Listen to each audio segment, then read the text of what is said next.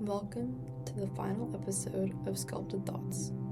Over the past few episodes, we've explored how ancient sculptures embodied ethics, how modern art has lost its grounding, and whether experts have noticed its disappearance, and how new trends like NFTs threaten to sever art's last ties to meaningful expression. And today, we ask the most important question of all. What happens if we don't bring mindfulness back? Let's be honest. If sculptures continue to drift further from intentionality, if they chase profit instead of purpose, if they reflect style instead of substance, then we risk creating a future where our culture leaves no meaningful trace. Throughout history, art has always been more than decoration.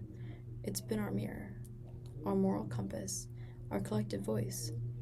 Sculpture, in particular, has had a unique role, anchoring civilizations in stone and bronze, giving weight and form to our values, struggles, and hopes.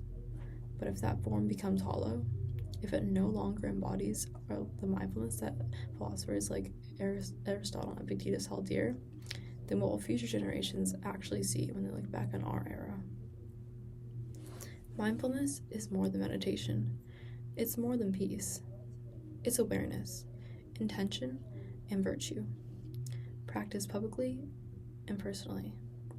When those qualities are missing from our sculptures, they stop being time capsules. They stop being teaching tools. They stop mattering. They become obsolete. A society without mindful sculpture is a society without cultural memory. So where do we go from here? How do we reclaim sculpture as the purest form of cultural documentation? It starts with intentionality, with artists who create not just to impress, but to express, to educate, to ethically engage. It continues with communities that serve art not just for its price, but for its purpose.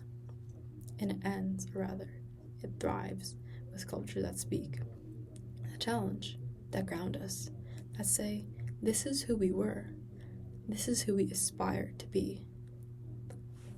The most pressing question now is not what we sculpt, but how we sculpt. Can we nurture a society where virtue finds its way back into stone, where intention is etched alongside form? We must, because without it, we leave not just art, we leave a part of ourselves. Thank you for being a part of this journey. If Sculpted Thoughts has made you reflect even once, then it's done its job.